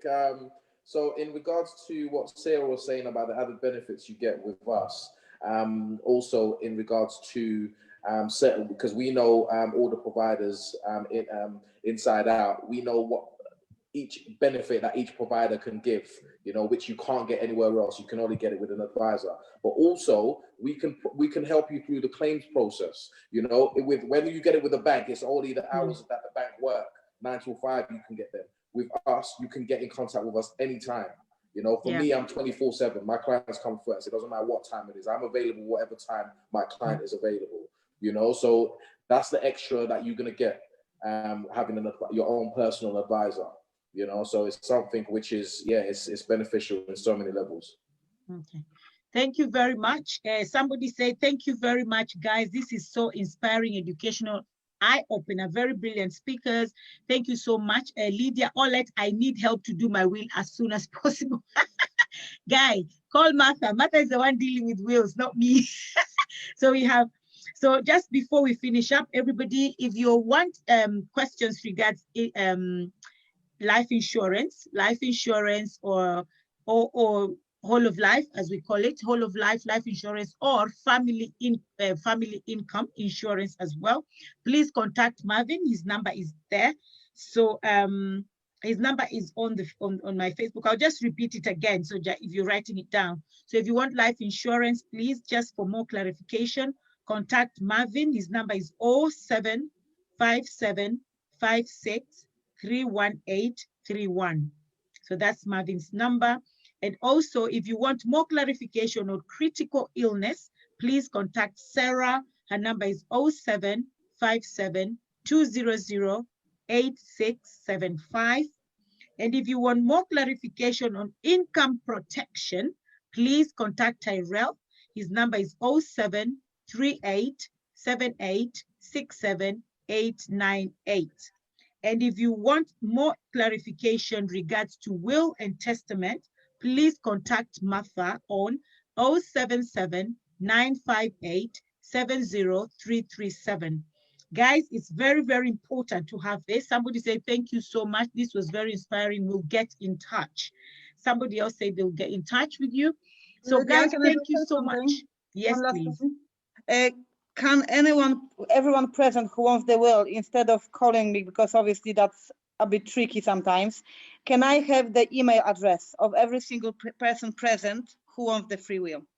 And that to be sent to you, so you can actually talk to those people. But then just the email addresses, I will send all the information with the procedure, what's happening next. Okay. So many people are saying thank you very much. That was eye-opening. Thank you so much. So many people, thank you so much. That was good. Thank you. All right. Okay. So I think this session was needed. So open people's eye, really, because a lot of people don't really know more about insurance. And that's why we find that in our community, a lot of people don't take out insurance because they don't have the knowledge, because they're just thinking, is this scary thing? And I don't know what this, but this session is very important. So thank you guys so much for tuning in. If you want, I will send to, just send it to me, and then I'll send it to Martha. Somebody say their email address. Okay, so thank you very much, everybody. So please, just 1 second. Do you want to say something, Marvin? Just 1 second for everybody, just 1 second before we log off. Yeah, just thank you, everybody, for giving us the time. We're always available. We always put you first. And thank you. And knowledge is power, but understanding is even greater, you know, so you need to understand. It's a lot of things people know, but they don't understand it, you know, and that's what we actually make things a lot simpler, you know, for you. Having advisors, we allow it to be, you know, manageable, allow you to understand what we do and the small print, etc. So yeah, thank you, everybody, and we hope that you have a lovely evening. Thank you so much, Marvin. Tyrell, we've lost Sarah. No, I'm still here, funny enough. It's just my video. My camera battery died, guys, but Sarah's still here. Can you pay for your electricity, please, next time? This is a NEPA. NEPA didn't take light, so. Okay, Tyrell. Yeah, I just want to say thank you for everyone for tuning in, and like I respect you a lot just for listening to the information, because a lot of people, that's their biggest problem. They don't have the knowledge or the information, and then that there leaves them in pit holes later on in the future. And for everybody that does have a policy that's listening, it's definitely important to try and get in contact with any of us, just to review the policy, just to make sure that you don't have an accidental cover, that the term is suitable for your needs, and just to see if we can reduce the cost or find you a better cover for the same price. So it's important, everybody that does have cover, get in contact so we can review it. Okay, thank you very much. Martha, just your last words. Yes, thank you very much for being here, for having us. You know, you can look up you can look up for the insurances in the internet, you can look everywhere else, but on the end of the day, we are experts, we know what we are doing, we know how to protect yourself, because there is sometimes when you go into the internet, there is a writing in the small letters, you know, it's difficult. Sometimes people don't understand the terms. That's why we are here. That's why we want to be there for you. We are here for you 24/7, as Marvin said. No. But yes, the 24/7 is from 9 till 10. 9 to 10, Monday to Monday. Monday All to right. Monday. Thank you. Yes. Thank you very much. So, It was lovely to be here. Thank you, Lydia, for having me here. thank you so much, Martha. Sarah, your last words, please. Yes, I just want to say thank you, Lydia, for the opportunity to speak to everyone out there today. You know, the one thing I'd always say is, guys, they say knowledge is bliss. And when you have knowledge and you have information, one thing I always say is don't keep it to yourself, share it with others. Even if you've got insurance already, speak to people, they might not have it. Friends and family, loved ones, they might not have anything in place. And if hard time comes, you might be there to see their families going through these hard times. So just that by you sharing what you know, you're helping someone else. You know, we pass on information. That's how the world operates. The world operates through information being shared and passed around. And it's important for us to continue. That's another way for us to spread love through the things that we know that can benefit others as well, you know. So yeah, I just want to say thank you to everyone that has taken their time out today to be with us. Lydia, God bless you, and may he continue to increase and prosper you. Oh, thank you very much. Frank, do you want to say anything to the audience? You're a special guest today. Thank you so much, basically for the eye-opener on so many other things that I did not know. And I'll get in touch with you on Wednesday. And there's a particular group where I chair in East Yorkshire that I would like to invite you to speak to them on Zoom because this is very important. And I also share the knowledge. And thank you for the good work that you're doing, because the Black minority, then they miss this information and later we come to regret later. Thank you so much. Thank you, Frank. Thank you, guys. All I can say is knowledge is power. And That's remember, right. Devil is in the small writing. In the small print, that's where the devil stays. Because that's where, because we all know the devil is only here to destroy. So if you do not read those small prints, he will destroy your money. He will destroy your vision. He will destroy your goals. He will destroy what you want to do in future. That's right. So that's why we are here to make sure that that devil in that little print, we delete that devil for you by advising you properly 100%. So guys, thank you very much. And until next week on Sunday again, as we come here again, every Sunday we have something we're talking about, different topics every Sunday. So next week on Sunday definitely is a different topic. But this topic today, I am so happy because this topic is to change people's lives and also to make sure that our children are secure. So thank you very much. Until then, love you all. Thank you. Bye. Bye, guys. Bye.